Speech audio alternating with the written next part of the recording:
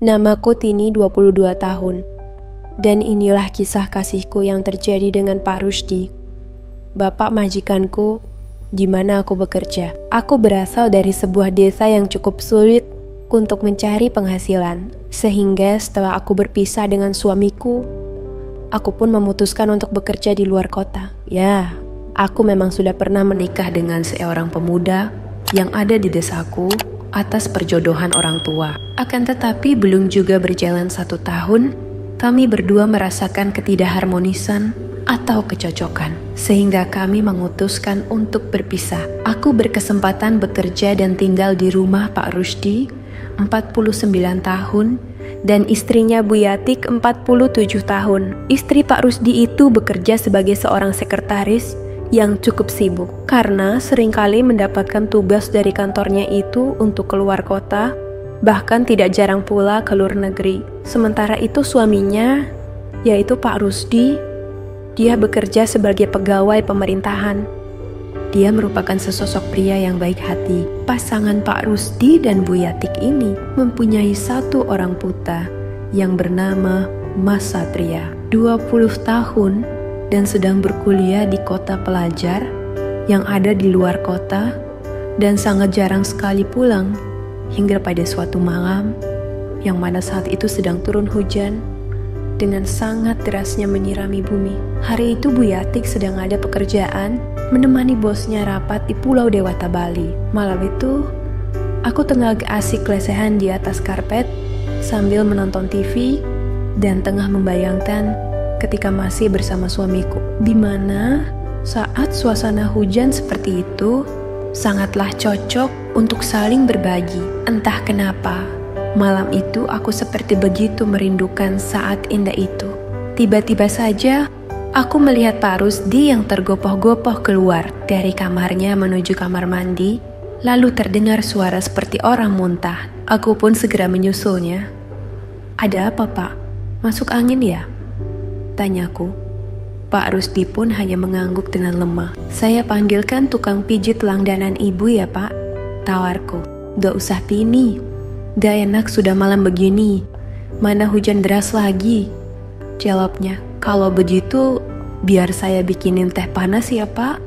Sekalian nanti minum tolak angin," usulku kemudian. Pak Rusdi pun mengangguk seraya berjalan menuju ke kamarnya kembali. Beberapa lama kemudian, setelah aku membuatkan dan mengantarkan teh dan tolak angin itu, aku pun kembali ke ruang tamu untuk nonton TV lagi. Sampai pada akhirnya, tak terasa aku pun terlelap. Malam itu jam dinding telah menunjukkan pukul 1.30 malam ketika aku mendadak terbangun karena kembali Pak Rusdi terdengar muntah lagi di kamar mandi. Dengan segera aku menyusulnya. "Pak Rusdi, masih belum juga baikan?" tanyaku panik. Kembali, beliau pun hanya mengangguk dengan lemah dan berkata, "Tini, Bapak sepertinya kalau belum dipijat dan dikerokin belum bisa baikan ini, tapi mau bagaimana lagi? Sudah jam segini," ucapnya. Entah dari mana datangnya keberanianku saat itu. Karena tiba-tiba saja muncul ideku untuk memberikan bantuan untuk meringankan sakit yang dirasakan oleh bapak majikanku itu. "Kalau begitu, biar saya saja yang membantu pijat dan kerokin, Pak. Bapak tunggu saja di kamar sebentar ya," ucapku seraya melangkah mencari minyak untuk pijat dan kerok. Pak Rusdi pun sepertinya tidak menolak tawaranku itu.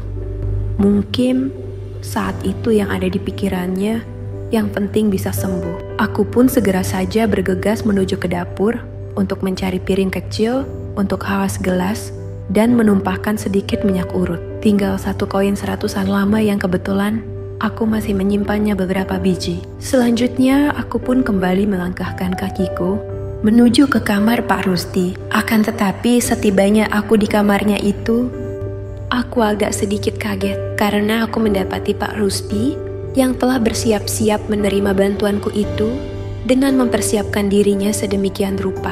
Akan tetapi, karena aku tidak ingin bapak majikanku itu sakitnya berkelanjutan, akhirnya tanpa basa-basi lagi, Mulailah aku mengerokinya dalam oposisi. Pak Rusdi duduk membelakangiku di atas kasurnya itu. Selesai di bagian leher dan bahunya, kini giliran bagian tengah belakang. Tanpa mengenal lelah, aku berusaha membantu kesembuhan bapak majikanku itu. Setelah selesai proses pengerokan itu, selanjutnya aku menawarkan proses selanjutnya pada Pak Rusdi, yaitu pemijatan. Tanpa banyak tanya, bapak majikanku itu pun segera saja memposisikan diri dengan tengkurap. Selanjutnya dengan pengetahuan yang aku miliki, aku pun mulai memijat. Peluh mulai bercucuran di dahiku, bukan hanya dikarenakan aku banyak mengulurkan tenagaku, akan tetapi juga menahan suatu keinginan yang terpendam karena setelah setahun lebih berlalu tanpa kasih sayang dari suami akibat berpisah itu. Selama ini, aku hanya bisa melakukan sebuah ritual dengan jari saja untuk sekedar meredam keinginanku itu. Aku bisa menyaksikan punggung bapak majikanku itu yang tampak berkilauan karena terkena sinar redup lampu kamarnya itu. Keringat dingin mulai keluar dari pori kulitnya. Aku terus saja bekerja sampai kemudian aku dengar dengkuran halus keluar darinya. Pak Rusdi sepertinya sudah tertidur. Dan entah kenapa, saat mengetahui hal itu, aku bukannya serta-merta menghentikan pijatanku itu. Aku seolah-olah ingin lebih lama lagi bersamanya di malam yang dingin akibat hujan deras itu. Karena khawatir Pak Rusdi akan terbangun secara tiba-tiba, aku pun akhirnya hanya memijat-mijat dengan pelan. Malam itu, aku menjadi teringat pada saat-saat indah ketika aku masih bersuami. Malam itu, aku begitu ingin mendapatkan kembali kasih sayangnya. Tapi apa dayaku, mula-mula tanganku sedikit gemetar. Namun saat aku menyadari kalau Pak Rusdi seolah-olah kian terlena di alam mimpinya, aku pun semakin memberanikan diriku. Entah bisikan dari mana yang mengendalikanku saat itu. Sahrawenya pun telah berpindah ke bawah. Mataku tak berkedip menyaksikan bayangan yang ada di kala itu. Dengan perasaan was-was, aku pun semakin nekat. Aku sudah tidak peduli lagi seandainya Pak Rusdi akan menolak dan bahkan memecatku. Gerakanku terhenti ketika aku menyadari kalau Pak Rusdi akan merapatkannya. Tetapi saat itu, aku sudah benar-benar kehilangan kendaliku dengan jantung yang semakin berdegup. Aku terus saja bergerilya, dan ternyata dalam situasi yang seperti itu, aku malahan mendapatkan sebuah sensasi yang sangat luar biasa. Kalian pasti akan paham jika lama tidak merasakan dengan pasangan seperti yang aku alami ini. Malam itu, aku menyaksikan wajah Pak Rusdi yang begitu damai dalam tidurnya. Ingin rasanya saat itu juga, aku memancing keinginannya. Akan tetapi, tentunya hal itu sangat berisiko. Apalagi kan, beliau masih dalam kondisi sakit. Akhirnya setelah aku mulai bisa menguasai keadaan dan menenangkan diriku sendiri dan meredam keinginanku itu, aku pun keluar dari kamar Pak Rusdi dan pergi tidur. Keesokan paginya seperti biasanya pukul 5:30 pagi, aku sudah bangun dari tidurku dan langsung mengerjakan tugasku. Setelah aku membersihkan rumah itu, aku pun menyempatkan diri untuk mengintip ke dalam kamar Pak Rusdi. Terlihat olehku beliau masih tertidur. Perlahan, aku pun melangkah mendekatinya. Pak Rusdi, panggilku mencoba membangunkannya sambil sedikit menepuk pundaknya. Terlihat matanya mulai membuka. Sudah jam 7:30, Pak. Apakah Pak Rusdi sudah merasa lebih baik kan? Tanyaku. Dia hanya mengangguk pelan dan berucap, tapi rasanya masih lemas ini, Tin. Lino-linonya belum hilang benar. Jelasnya. Oh iya, Pak. Tadi saya berikan bubur ayam di depan. Bapak sarapan dulu ya, tawarku. Pak Rusdi pun bangkit dengan perlahan dan duduk di tepi tempat tidurnya. Segera saja aku ambilkan semangkuk bubur dan gelas teh hangat. Lalu aku letakkan di atas meja kecil di dekat tempat tidurnya. Selanjutnya aku pun segera meninggalkannya untuk melanjutkan pekerjaanku. Beberapa lama kemudian, aku kembali masuk ke kamarnya dan menyerahkan obat. Lo kok tidak habis makannya, Pak? Tanyaku saat melihat bubur itu masih separuh tersisa. Masih pahit, Timi? Jawabnya. Ya sudah, sekarang Bapak minum obat dulu. Dan kalau mau mandi air panas sudah saya siapkan di kamar mandi, ucapku. Pak Rusdi lalu meminum obat itu dengan perlahan. Bapak masih pegal-pegal ini, Bapak mau istirahat lagi saja. Entar saja dah mandinya, jawabnya. Kalau begitu biar saya waslap saja ya Pak, tawarku. Gak usah repot-repot, Timi. Belum usai kalimat yang diucapkannya itu, aku sudah setengah berlari menuju ke dapur untuk mengambil handuk dan baskom kecil, lalu menuangkan air hangat ke dalamnya. Sekembalinya aku ke kamarnya itu, Pak Rusdi sudah berbaring lagi.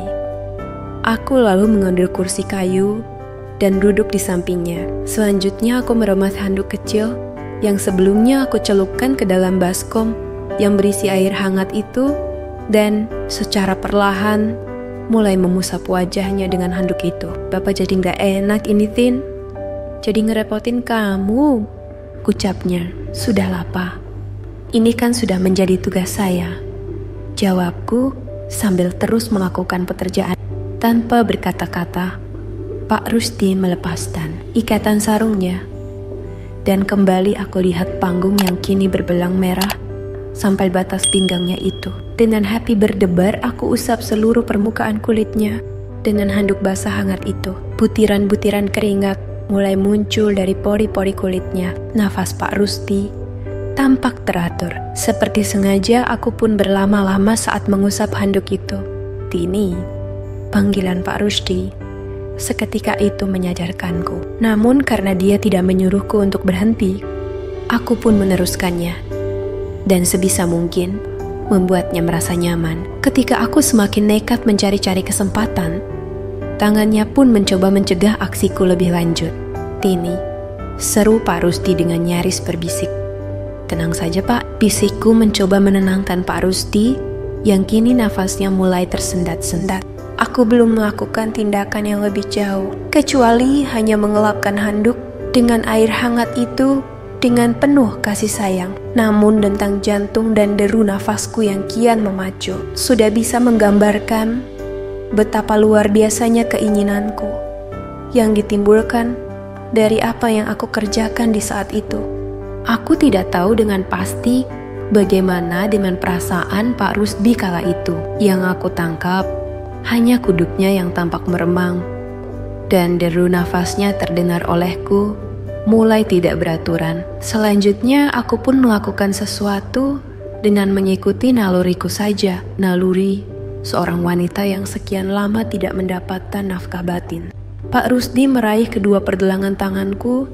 Ada sedikit upaya yang dilakukan olehnya, yaitu seperti berusaha menarik tanganku dari kawasan yang aku incar-incar dari semalam itu. Namun aku sudah kehilangan akal sehatku. Aku semakin nekat, Timi, ucapnya lirih ketika satu tanganku mencoba meraihnya. Akhirnya di pagi yang cerah itu, akal sehatku sudah benar-benar dikalahkan oleh keinginanku yang terlampau tinggi. Pertahanan moralku pun runtuh. Aku rebahkan Pak Rusdi dan mulai berusaha membuatnya terpancing dengan caraku. Bapak majikanku itu mencoba menolak dengan mendorongku. Namun itu hanya seperti berpura-pura saja.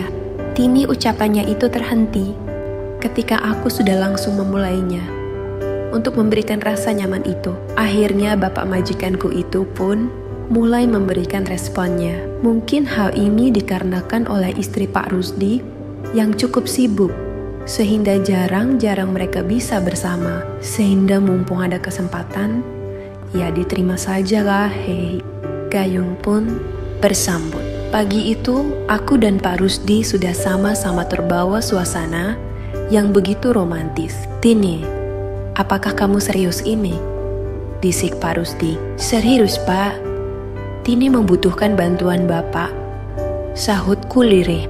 Akhirnya pagi itu, dengan kesadaran penuh, aku dan Pak Rusdi pun saling mengobati kerinduan di antara kami berdua, yang mana sebenarnya aku merindukan saat-saat indah bersama mantan suamiku. Sedangkan Pak Rusdi, istrinya itu terlalu sibuk dengan pekerjaannya. Jadi ya, kloplah. Pagi itu suasana yang sejuk berubah menjadi semakin menghangat. Kamar Pak Rusdi dan istrinya itu seolah-olah berubah menjadi kamar pengantin yang indah. Setelah napas mulai teratur kembali, tampak olehku mata Pak Rusdi menerawang ke langit-langit kamarnya dan berkata, "Timi, apa yang kamu lakukan ini?" "Maafkan saya, Pak. Saya hilaf. Saya juga wanita normal. Setelah berpisah dengan suami sekian lama, itu sangat berat bagi saya, Pak. Seandainya Bapak mau mengusir saya atas kesalahan ini, saya siap." Jawabku, "Bapak tidak akan mengusir atau memecat kamu, Tini. Kamu telah baik selama ini membantu keluarga ini. Ini salah Bapak juga. Tapi Bapak minta sama kamu agar ini jadi rahasia kita berdua saja ya." Sahutnya, "Saya akan jaga rahasia ini, Pak." Jawabku pelan sambil berupaya untuk kembali memancingnya. Kali ini Pak Rusdi mengambil alih posisi dan dengan penuh semangat berusaha menemaniku sampai di puncak yang indah di pagi itu. Setelah beberapa saat lamanya, kami pun berhasil untuk yang kedua kalinya meraih puncak itu bersama-sama. Setelah cukup beristirahat, aku pun bertanya, "Bagaimana, Pak? Apakah sekarang merasa lebih baik kan? Atau sebaliknya?" "Aneh banget Tini. Sekarang malah merasa lebih segar dari hari-hari sebelumnya," sahutnya dengan senyumnya yang penuh kebahagiaan. "Berarti sakitnya Bapak itu akibat dari keinginan yang tidak terrealisasikan." "Hihihi," sahutku. "Sepertinya iya, Tin," sahutnya malu-malu. "Tenang saja, Pak. Mulai sekarang suami tidak ada ibu. Timi siap jadi penggantinya," ucapku. Selanjutnya pagi itu pun kami ulangi lagi sampai kami benar-benar merasa letih. Semenjak kejadian hari itu, aku dan Pak Rusdi tiap istrinya sedang keluar kota, aku selalu dipanggilnya datang ke kamarnya. Demikianlah kisah yang bisa aku bagikan dalam kesempatan ini. Sekian dan terima kasih.